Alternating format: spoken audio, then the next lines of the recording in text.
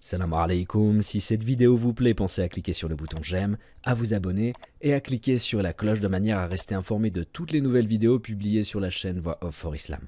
Et pour finir, je vous invite sur notre site web voixoffforislam.fr. Vous êtes les bienvenus. A tout de suite, Inch'Allah.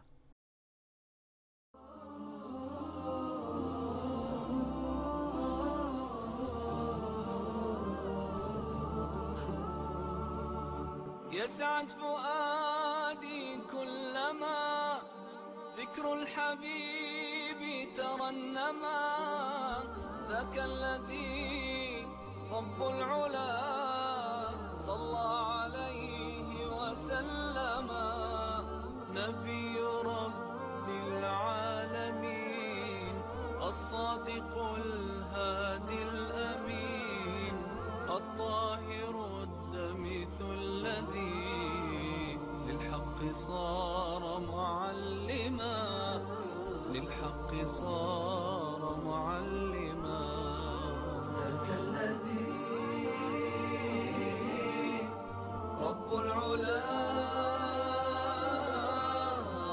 صلى عليه وسلم صلى عليه وسلم.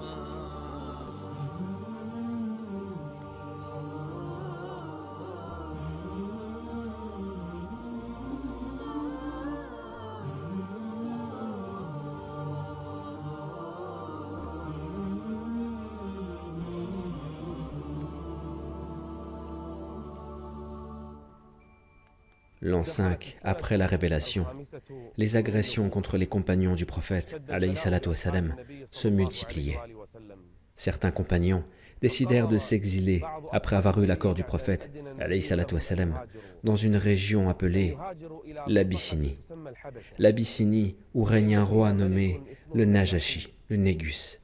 Le prophète, alayhi salatu wassalam, dit de lui que c'est un roi juste, qui ne fait de tort à personne. Il, alayhi salatu wassalam, permit à ceux qui le peuvent de s'exiler. Une nuit, des compagnons décidèrent de se regrouper. Chacun sortit de sa maison, discrètement. Ils sortirent de leur maison discrètement pour fuir la Mecque. 12 hommes et 4 femmes se réunirent. Ousmane ibn Affan fut leur chef, accompagné de son épouse, qui est la fille du prophète, alayhi salatu wassalam, Ruqayya, qu'Allah les agrée tous les deux. 16 personnes décidèrent de s'exiler pour la cause d'Allah le Très-Haut. Le Seigneur, exalté soit-il, a mentionné dans le Coran que sa terre est vaste.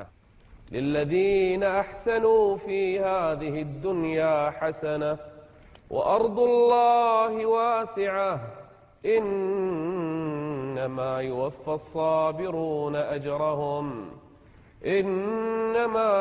الصابرون أجرهم بغير حساب. Le Seigneur le Très-Haut mentionna dans le Coran que sa terre est vaste, pour leur permettre de s'y exiler, pour qu'ils quittent cette terre où ils sont persécutés. Les polythéistes les persécutèrent énormément. Ils les frappèrent, ils les traînèrent sur le sable chaud, ils les flagellèrent. Ils firent tout ce qui était en leur pouvoir contre les compagnons. Et voilà ces compagnons qui décidèrent de se réunir cette nuit pour fuir discrètement.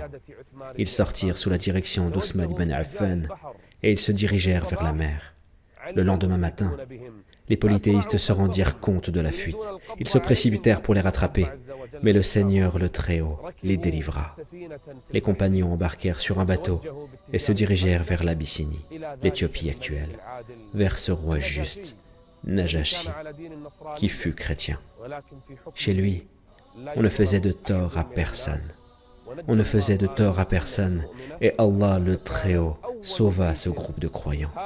La première famille qui s'exila et émigra pour la cause d'Allah, c'est la famille de Ousmane ibn Affan, accompagnée de son épouse Ruqayya, la fille du prophète, alayhi salatu wassalam.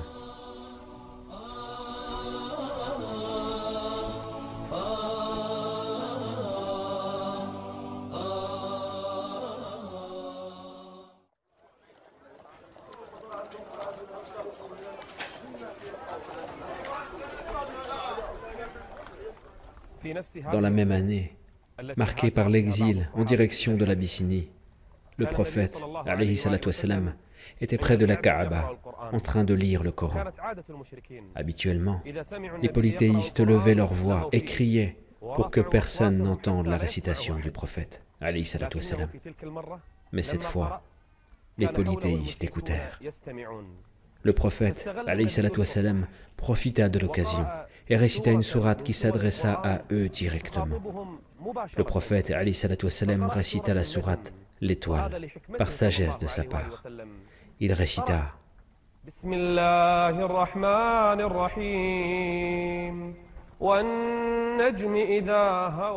Les Arabes connaissaient le sens du déclin d'une étoile. Allah le Très-Haut jura par l'étoile.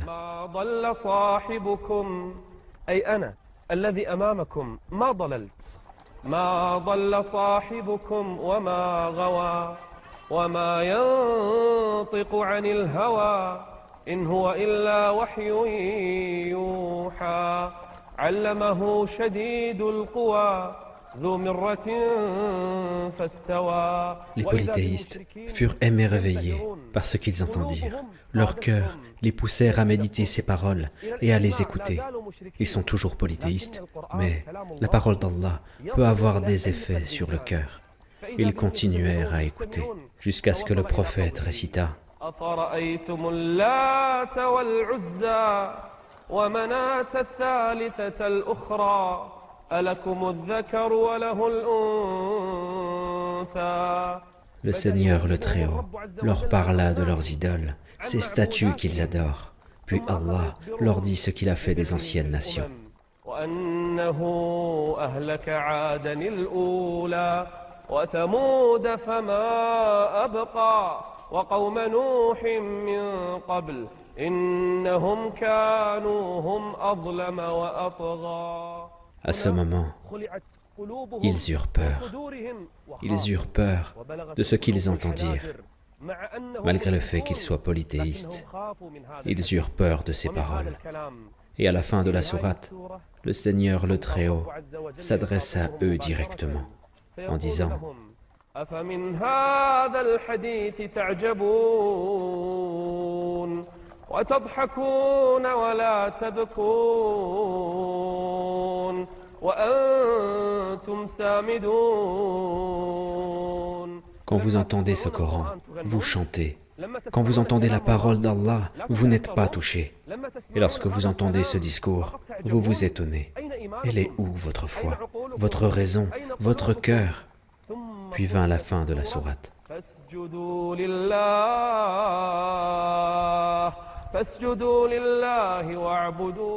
À ce moment, notre prophète, alayhi salatu wassalam, se prosterna.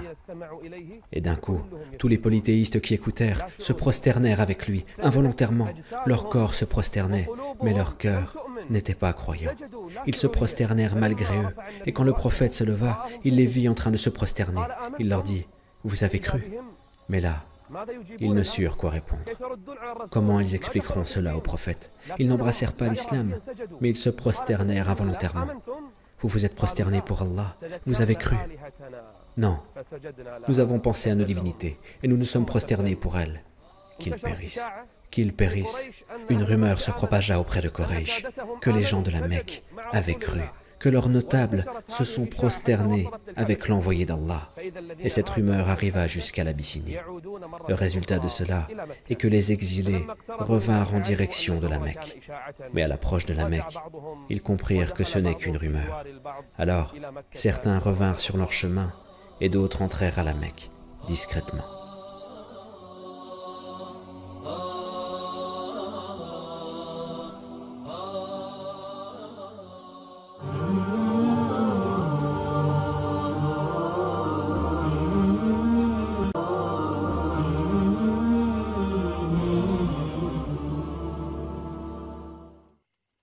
De nouveaux musulmans émigraient en Abyssinie. Mais cette fois-ci, il y eut beaucoup plus de monde. Parmi les hommes, il y en eut 83. 83 hommes. Ja'far ibn Abu Talib, qu'Allah l'agréé, en faisait partie. Et parmi les femmes, il y en eut 18.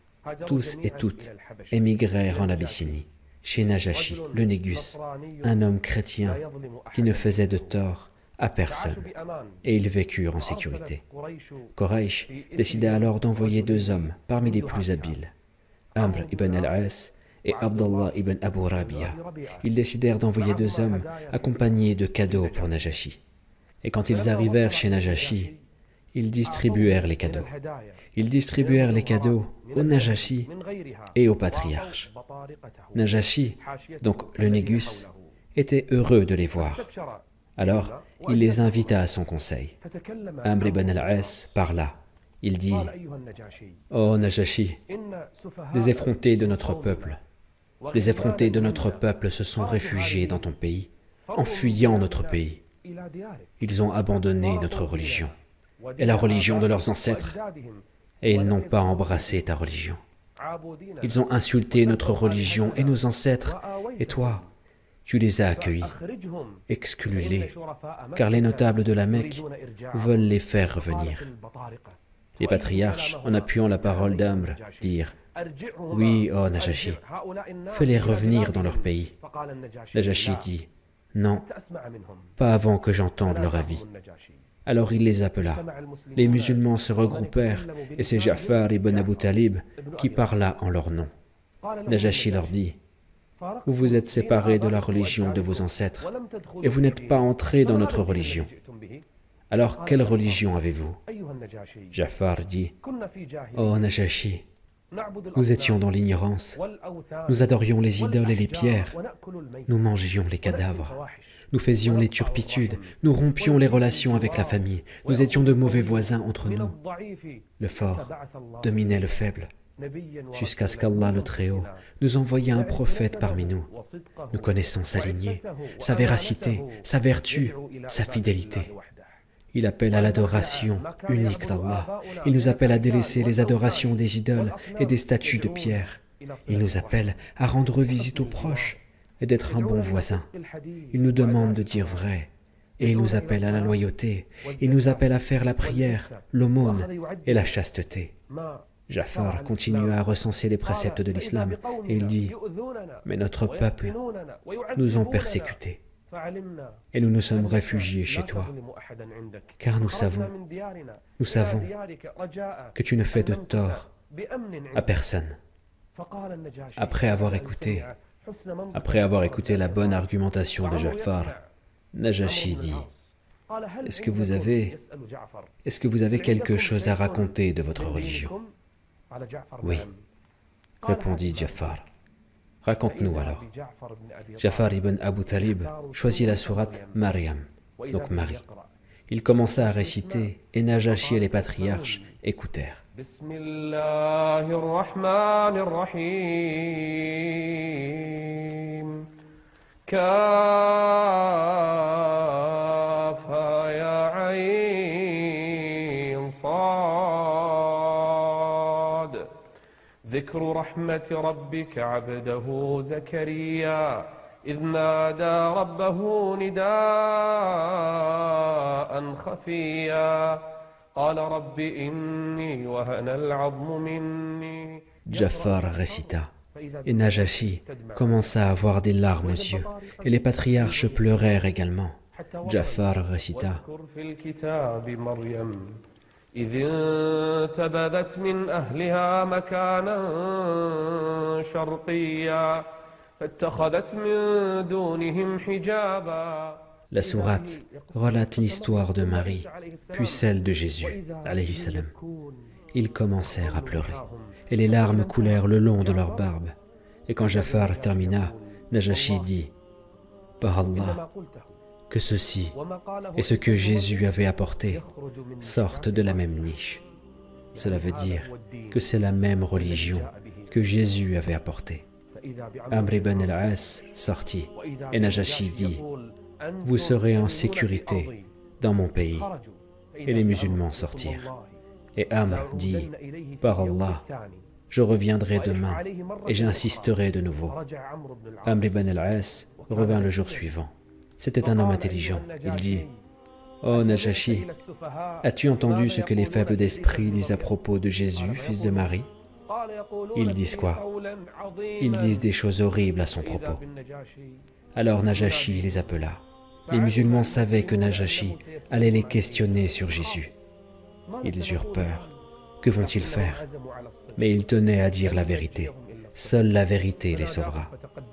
Ja'far avança au milieu des patriarches.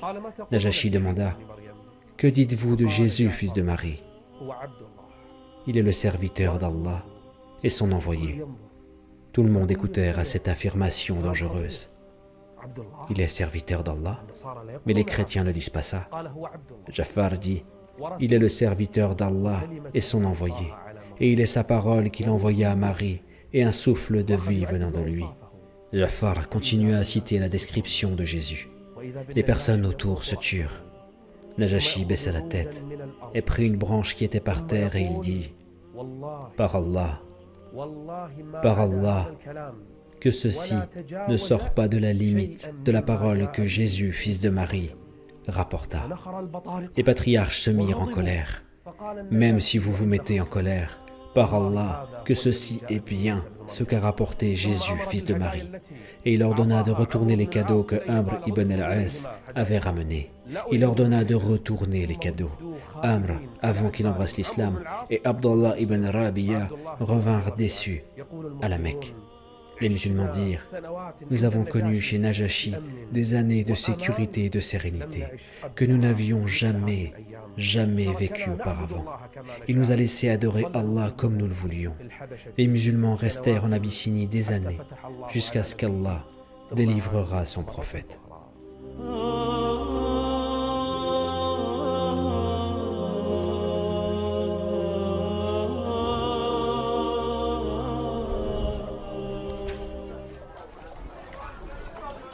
Un jour, Abu Jahl passa près du prophète, alayhi salatu wassalam, alors qu'il était au mont Safa. Abu Jahl insulta et porta atteinte au prophète, alayhi salatu wassalam. Il insulta et porta atteinte au prophète violemment. Mais le prophète, alayhi salatu wassalam, ne répondit pas à cette provocation. Une femme servante à Abdallah ibn Jad'an assista à la scène. Et quelques instants après, Hamza, l'oncle du prophète, revint d'un voyage. Il revint d'un voyage de chasse. Et dès qu'il est entré dans la Mecque, quand Hamza est entré dans la Mecque, la femme vint vers lui et lui dit: « Est-ce que tu es au courant? Est-ce que tu sais ce que Abu Jahl a fait à ton neveu? » « Qu'a-t-il fait ?» demanda Hamza. Et elle lui raconta ce qu'il s'est passé. Alors, un sentiment de fougue et d'ardeur s'empara de Hamza à cause de ce que son neveu a subi. Il se précipita vers Abu Jahl, qui était assis au milieu d'un groupement. Il tint son arc et dit: « Oses-tu frapper mon neveu Mohammed? Oses-tu frapper mon neveu Mohammed alors que je suis de sa religion ?» Hamza n'était pas encore musulman, mais l'ardeur et la fougue envers son clan familial l'a pris. Comment ose-t-il frapper mon neveu? Il frappa sur la tête Abu Jahl avec son arc. Abu Jahl tomba par terre et le sang coulait. Des hommes du clan d'Abu Jahl se levèrent pour frapper Hamza, mais des hommes se levèrent pour soutenir Hamza. Une bagarre faillit avoir lieu, mais Abu Jahl dit: « Laissez-le. Laissez-le, car j'ai insulté violemment son neveu. » Hamza avait dit qu'il était de la même religion que son neveu Mohammed. Alors, il se dirigea vers le prophète, alayhi salatu wassalam, et il lui dit ce qu'il s'est passé. Le prophète commença à lui apprendre l'islam. Et c'est là que le cœur de Hamza commença à s'ouvrir à l'islam. أفمن شرح الله صدره للإسلام فهو على نور من ربه. Allah a ouvert la poitrine de Hamza à l'islam, qui était parmi les hommes forts de l'islam et parmi les bons pratiquants. 3 jours après, Omar, qui était très dur avec les compagnons du prophète, alayhi salatu wassalam, Omar cherchait le prophète, alayhi salatu wassalam, et il croisa sur le chemin un homme. Il lui demanda: « Où est Mohammed? Que veux-tu de lui? » « Je le veux. » « Oh Omar, veux-tu que je t'indique quelque chose de mystérieux? » « Qu'est-ce que c'est? » « Ta sœur et son époux, ils ont embrassé l'islam. » « Malheur à toi. Qu'est-ce que tu racontes? » Va voir par toi-même, va voir ta sœur. Omar partit et trouva sa sœur Fatima bin al-Khattab, son époux, et Khabab ibn al-Arat. Khabab leur enseignait la sourate Taha. Omar se précipita. Khabab entendit qu'Omar arrive et il décida de se cacher. Quand Omar entra, il demanda « Qu'est-ce que j'entends là? Qu'est-ce que j'entends là ?» Son beau-frère se leva et dit « Oh Omar, vois-tu, si la vérité était autre que ta religion ?» Omar commença à le frapper, mais Fatima le poussa. Omar frappa alors sa sœur, Fatima. Il la frappa violemment. Elle tomba par terre et son sang coula. Omar la regarda et son cœur commença à se radoucir. Omar prit entre ses mains le morceau de cuir sur lequel était écrit la sourate. Il voulut le lire, mais Fatima l'empêcha. Elle l'empêcha en lui enlevant le manuscrit. « Que fais-tu » demanda Omar. Fatima répondit « Tu es impur et tu ne dois pas le toucher. Va d'abord prendre un bain rituel. » Si le cœur d'Omar ne s'était pas radouci, il ne serait pas allé se laver. Mais son cœur commença à s'ouvrir. Omar commença à changer. Il partit se baigner, puis revint et prit le manuscrit pour commencer à le lire. Il commença à lire des paroles mystérieuses qu'il entendit pour la première fois.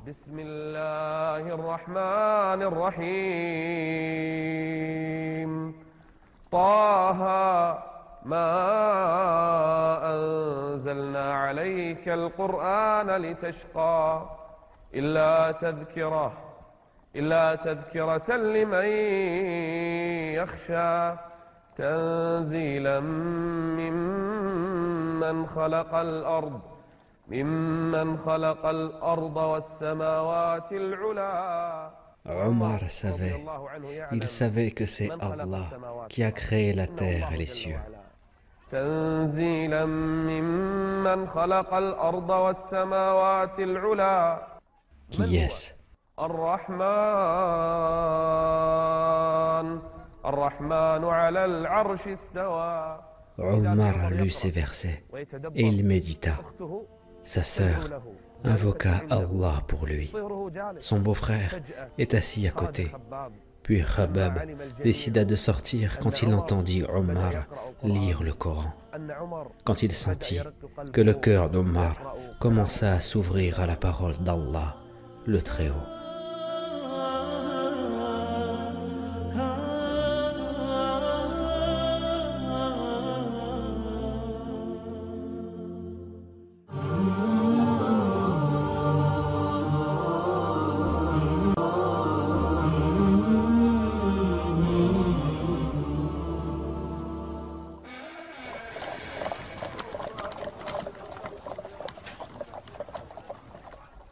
Omar demanda à Khabab, « Où est Mohammed? Que veux-tu de lui ?» demanda Khabab. Omar insista, « Dis-moi maintenant où il est. » Et dans le même temps, le prophète était comme d'habitude réuni avec ses compagnons chez Al-Arqam. Hamza, qui venait d'embrasser l'islam, était parmi eux. Ils apprirent leur religion, leur islam. Omar prit son épée. Il prit son épée et sortit avec Khabab. Ils se dirigèrent vers la maison d'Al-Arqam. C'est l'endroit secret où le prophète se réunissait avec ses compagnons. Ni le prophète, ni les compagnons ne savaient que Omar se dirigeait vers eux. Omar tenait son épée. Il tenait son épée, et quand il arriva à la maison d'Al-Arqam, il frappa à la porte. Un des compagnons regarda et dit, « Ô envoyé d'Allah, c'est Omar ibn al-Khattab. » Les compagnons eurent peur. Hamza prit la parole et dit, « S'il veut du bien, nous lui en donnerons. Et s'il veut du mal, nous le tuerons avec son épée. » Hamza était un homme fort et courageux, et Omar était également un homme fort et courageux. L'un veut affronter l'autre, et les autres compagnons avaient peur. Et le prophète, alayhi salatu wassalam, dit à Hamza, « Éloigne-toi. » C'est le plus courageux qui se leva, c'est Mohammed, alayhi salatu wassalam. Il ouvrit la porte, et Omar ibn al-Khattab entra. Le prophète, alayhi salatu wassalam, prit Omar par ses habits et le tira en lui disant « Oh Omar, n'est-il pas temps que tu cesses ou Allah va t'envoyer un fracas du ciel ?» C'est-à-dire, jusqu'à quand tu resteras sur cet état? Et là, à ce moment-là, Omar dit « Je témoigne qu'il n'y a point de Dieu en dehors d'Allah et que tu es le messager d'Allah. » L'envoyé d'Allah dit alors « Allah est le plus grand » et tous les compagnons présents se mirent à scander « Allah est le plus grand ». Aujourd'hui, Omar ibn al-Khattab a embrassé l'islam. Aujourd'hui, l'islam devient puissant. Les compagnons commencèrent à révéler en public leur islam car Omar embrassa l'islam. Les Qurayshites connaissaient bien Omar ibn al-Khattab.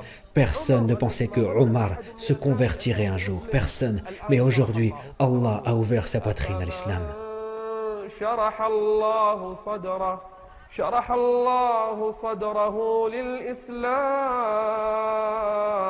للإسلام فهو على نور من ربه. Aujourd'hui, Omar a embrassé l'islam et les compagnons présents dirent haut et fort « Allah est le plus grand ». Et ce jour-là, les croyants se réjouiront du secours d'Allah. Omar quitta la maison d'Al-Arqam en affichant sa conversion. Il vit à la Mecque et il commença à chercher un homme. Il cherchait un homme pour transmettre la nouvelle. On lui indiqua un homme appelé Jamil ibn Ma'amar. Il répond bien les nouvelles. Omar se dirigea vers Jamil et lui dit « Oh Jamil, as-tu entendu la nouvelle ?»« Quelle nouvelle ?»« Je me suis soumis. » Jamil ne répondit plus. Il se leva et commença à crier « Oh les Qurayshites ! Oh les Qurayshites !» Omar marchait derrière lui. « Oh les Qurayshites ! Écoutez la nouvelle !» Jamil fut réputé pour la transmission de l'information. « Quelle nouvelle ?» demanda les gens. Omar a mécru. Omar le frappa et dit « Menteur, il faut dire Omar s'est soumis. » Aujourd'hui, les mots aussi changent. Aujourd'hui, Omar ibn al-Khattab s'est soumis à Allah et même les compagnons qui cachaient leur islam dirent « Par Allah, nous n'avons jamais prié près de la Kaaba qu'après la conversion de Omar. Aujourd'hui, la puissance de l'islam commence. » Renforce l'islam avec un de ces deux hommes, Amr ibn Hisham ou Omar ibn al-Khattab. Ce fut l'invocation du prophète, alayhi salatu wassalam.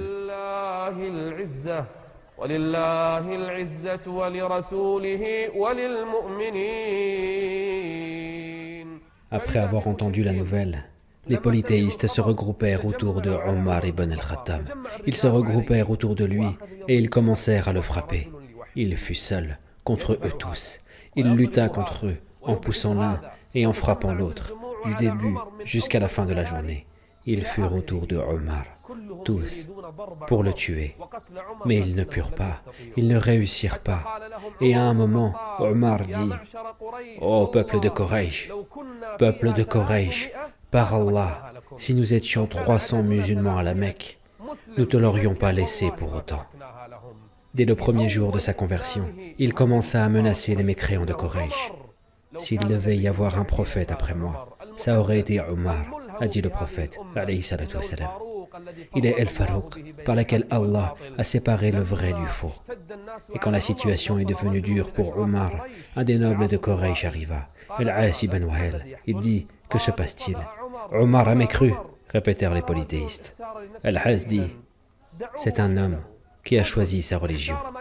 Alors, laissez-le tranquille. Les polythéistes cessèrent tout de suite, après l'ordre d'Al-As ibn Wahel. Qu'Allah soit satisfait de Omar ibn al-Khattab. Tout de suite après, Omar se dirigea vers l'homme qui était le plus sévère avec le prophète, alayhi salatu wassalam. Omar va défier le plus grand ennemi de l'islam. Il va défier le plus grand ennemi des musulmans. De qui s'agit-il? Il s'agit d'Abu Jahl. Omar demanda aux gens, où est-il? Et lui répondirent, il est chez lui. Omar se dirigea tout de suite chez Abu Jahl et il frappa à la porte. Abu Jahl ouvrit la porte et dit, bienvenue au fils de mon frère. Qu'Allah te salue, ô Omar. Que veux-tu? Demanda-t-il. Omar dit, écoute, ô l'ennemi d'Allah, je témoigne qu'il n'y a point de Dieu en dehors d'Allah et que Mohammed est le messager d'Allah. Le visage d'Abu Jahl changea tout de suite. Il ne prononça aucun mot. Il ferma la porte et retourna chez lui. Il ferma la porte et retourna chez lui avec beaucoup de déception. Ainsi, toute la Mecque fut surprise, et même les diables, par la conversion de Omar ibn al-Khattab. Voilà que l'islam devient fort, et voilà les gens qui commencent à se regrouper autour du bien-aimé d'Allah, Mohammed alayhi salatu wassalam. Soyez des monothéistes sincères, et ne prêtez aucun associé au Seigneur, car celui qui lui donne des associés est comme quelqu'un qui, précipité du ciel, se trouve disputé par des oiseaux de proie ou emporté par le vent vers un abîme sans fond. Ainsi en est-il. Se montrer respectueux des rites institués par Dieu est un acte qui s'inspire de la piété du cœur.